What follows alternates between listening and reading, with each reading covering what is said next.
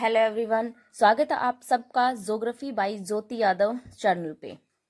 आज हम स्टार्ट करने वाले हैं चंबल घाटी परियोजना, जिसका फर्स्ट पार्ट आप लोगों के पास पहुंच चुका है, जिसमें हमने चंबल घाटी परियोजना के बारे में जाना था कि राजस्थान मध्य प्रदेश जो सरकारें हैं उनका संयुक्त रूप से इन्होंने स्टार्ट किया था। 1953 से 1954 में स्टार्ट किया गया था और 1956 में इसका फर्स्ट जो चरण था वो कंप्लीट हो गया था। फर्स्ट चरण के अंदर इसमें गांधी सागर जो बांध था वो मध्य प्रदेश के में बनाया गया था। कहाँ पे बनाया गया था? मंदसौर जिले में।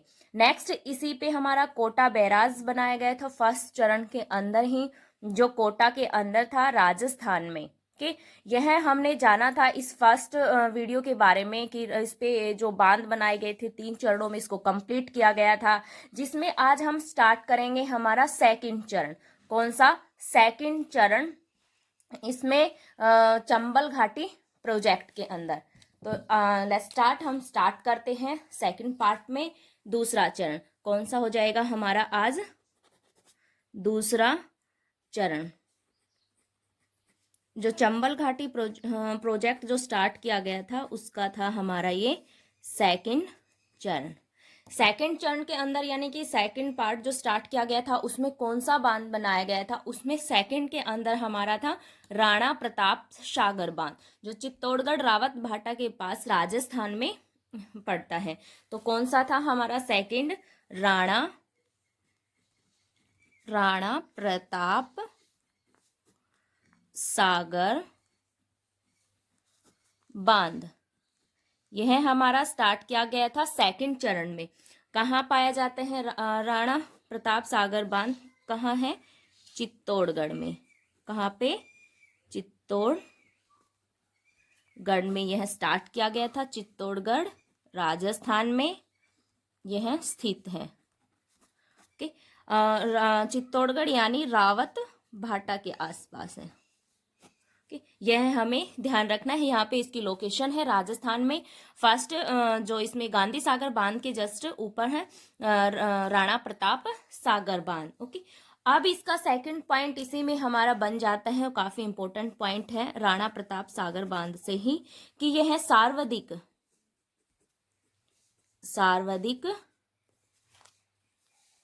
जल भराव क्षमता वाला यह बांध है। जल भराव क्षमता वाला बांध है, जिसके अंदर मैक्सिमम 113 किलोमीटर जल इसके अंदर यानी कि इसके अंदर भरा जा सकता है। जल भराव 1 पॉइंट नोट कीजिएगा कि सबसे ज्यादा जल भराव क्षमता वाला है यह। अगर कैचमेंट एरिया वाला पूछे तो कोटा बैराज सिंचाई है। अगर आपसे जल भराव क्षमता वाला पूछे तो 113 किलोमीटर में हमारा कौन सा है? राणा प्रताप सागर बांध है। कैचमेंट एरिया वाला मैंने फर्स्ट वीडियो में बताया था कि जहां पे जो पानी भरा होता है और उसमें देखिए कि इधर उधर से यानी कि उसकी चारों ओर से जो जल उसके अंदर आके मिलता है, अगर उस इलाके को भी इसके अंदर सबमिट किया जाए यानी शामिल किया जाए तो कैचमेंट एरिया में कोटा बैराज सिंचाई जो बांध है वो है। बट अगर जहां पे जल भरा हुआ है, जो ये इलाका है, अगर इसके अंदर जो हमारा जल भरा हुआ है, अगर उस ओर से देखें यानी जल भराव से देखें तो हमारा कौन सा हो जाएगा? राणा प्रताप सागर बांध। ओके, क्लियर है ना ये पॉइंट? नेक्स्ट, फिर इसमें अगर इस बांध की हमसे कोई लंबाई पूछे यानी इसकी लंबाई, राणा प्रताप सागर बांध की लंबाई अगर हमसे पूछे तो 110 मीटर इसकी लंबाई है। अगर ऊंचाई हमसे पूछे कि इसकी ऊंचाई कितनी है, यानी इस बांध की जो राणा प्रताप सागर बांध है इसकी ऊंचाई कितनी है, तो इस बांध की जो ऊंचाई होगी वो 30 मीटर होगी। ओके, यह हमारा 13 मीटर इसकी होगी, हमारी इस बांध की जो होगी वो ऊंचाई होगी कितनी? 13 मीटर।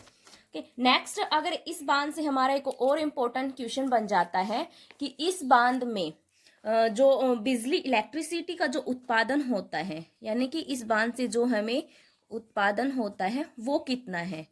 उत्पादन यानी कि उसकी उत्पादन की क्षमता कितनी है? तो इसकी उत्पादन क्षमता कितनी होगी 172 यानी कि 172 मेगावाट इससे हमें बिजली इलेक्ट्रिसिटी हमें मिलती है। कि यह हमें ध्यान रखना है। अगर देश का इससे इसके एक और इम्पोर्टेंट पॉइंट बनता है किससे, राणा प्रताप सागर बांध से। यहाँ हम लिख लेते हैं राणा प्रताप सागर बांध, राणा प्रताप सागर बांध, राणा प्रताप सागर बांध। सागर बांध से एक और इम्पोर्टेंट क्वेश्चन हमारा बन जाता है कि देश का, जो हमारे देश का दूसरा परमाणु, कौन सा क्वेश्चन, देश का दूसरा, यानी कि यह देश का दूसरा परमाणु विद्युत ग्रह है, परमाणु विद्युत यह ग्रह है। देश का दूसरा परमाणु विद्युत ग्रह कौन सा है, हमारा राणा प्रताप सागर बांध। यह हमें ध्यान रखना है। राणा प्रताप सागर बांध कहाँ पे, अगर पूछे तो यह विद्युत ग्रह कहाँ है, तो यह है राजस्थान में। कहाँ पे है यह विद्युत ग्रह, राजस्थान में। अब यहीं से क्वेश्चन बन जाता है कि देश का यह दूसरा है, कौन सा है, देश का दूसरा परमाणु विद्युत ग्रह है, देश का दूसरा। तो हमारा फर्स्ट कौन सा होगा, यानी फर्स्ट यानी कि भारत का जो प्रथम होगा वो कौन सा होगा, यानी प्रथम विद्युत ग्रह। तो क्वेश्चन बन जाता है हमारा प्रथम परमाणु विद्युत ग्रह, प्रथम परमाणु विद्युत ग्रह कौन सा होगा हमारा, प्रथम परमाणु विद्युत ग्रह होगा हमारा जो तारापुर महाराष्ट्र में है। कौन सा होगा, तारापुर, जो हमारा महाराष्ट्र में है। तारापुर कहाँ पे है, महाराष्ट्र में है। कि यह हमें ध्यान रखना, इंपॉर्टेंट क्वेश्चन है दोनों ही। ये देश का पहला परमाणु विद्युत ग्रह तारापुर और देश का दूसरा परमाणु विद्युत ग्रह कौन सा है, राणा प्रताप सागर पे बनाया गया है। नेक्स्ट हमारा हो जाता है, अगर आपसे पूछ भी ले कि यह चरण कब स्टार्ट हुआ था और कब तक यह चला था, तो यह कब शुरू हुआ था, 1960 में, 1960 से यह शुरू हुआ था और 1970 तक यह चलता रहा था। 1960 से यह शुरू हुआ था और 1970 तक यह चलता रहा था हमारा सेकंड चरण। कि यह हमें ध्यान रखना है।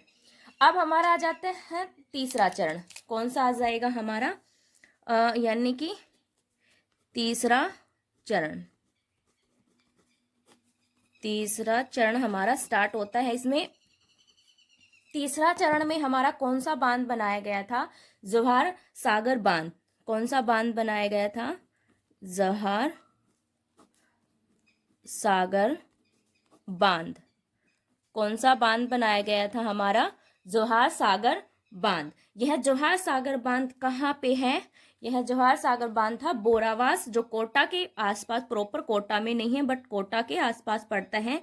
बोरावास स्थान है राजस्थान में ही, और कहाँ पे पड़ता है, कोटा के आसपास पड़ता है यह स्थान। अगर हमसे पूछे कि इसकी जो विद्युत क्षमता है, सॉरी बट हमारा इसमें राणा प्रताप सागर में एक पॉइंट छूट गया था कि इसकी विद्युत क्षमता, कि इसकी राणा प्रताप सागर बांध की जो विद्युत क्षमता है वो कितनी थी, यानी कि कितनी विद्युत हमें इससे मिलती है, तो 172 मेगावाट, 172 मेगावाट जो विद्युत है वो हमसे मिलती है। शायद मैंने ये पॉइंट नेक्स्ट पेज पे करवा दिया होगा 172, बट फिर भी आप ध्यान रखना कि हमें इनसे कितनी विद्युत मिल जाती है, 172 राणा प्रताप सागर से मिलती है। और नेक्स्ट हमारा हो जाता है कि हमें जवाहर सागर बांध से कितनी विद्युत मिलती है, यानी कि इससे विद्युत क्षमता कितनी है, कितनी विद्युत इससे पैदा की जाती है, कितनी विद्युत क्षमता है इसकी, तो इसकी विद्युत क्षमता होगी 99 मेगावाट इसकी विद्युत क्षमता है। ठीक, अब हमसे पूछेंगे कि यह चरण जो कब स्टार्ट किया गया था, यानी कि यह चरण कब शुरू हुआ था और कब तक चला था, तो यह चरण हमारा चला था 1962 से चला था और 1973 तक, मतलब 1962 से शुरू हुआ था और 1973 तक यह चला था। तो अगर इसमें हमारा ये था हमारा इसमें तीसरा चरण। अब तीसरा चरण में इन तीनों चरणों में हमें विद्युत का उत्पादन हुआ था, लेकिन एक पॉइंट था जिसमें हमारा वो कोटा बैराज जो सिंचाई प्रोजेक्ट था वहां से हमें कोई भी विद्युत उत्पादन नहीं होता है कोटा बैराज से। तो हमारे ये तीन थे जहां से हमें विद्युत बनी थी, विद्युत का उत्पादन हुआ था। तो कुल क्षमता जो इन तीनों से, जो इस परियोजना से चंबल जो प्रोजेक्ट था, इससे जो हमें कुल विद्युत का उत्पादन हुआ था वो कितना हुआ था, यानी कि कुल जो विद्युत क्षमता हमें इन तीनों से मिली थी वो कितनी थी। कुल विद्युत जो क्षमता थी वो हमें कितनी मिली थी इन तीनों से, 386 मेगावाट हमने विद्युत जो इनसे पैदा की थी। कितनी की थी, 386 मेगावाट विद्युत पैदा की थी। अब इसमें हमने फर्स्ट में ही देखा था कि यह जो प्रोजेक्ट था वो किसके द्वारा स्टार्ट किया गया था। यह जो प्रोजेक्ट स्टार्ट किया गया था हमारा राजस्थान और मध्य प्रदेश के द्वारा स्टार्ट किया गया था, यानी राजस्थान था इसमें और प्लस में मध्य प्रदेश था, इन दोनों के द्वारा यह स्टार्ट किया गया था।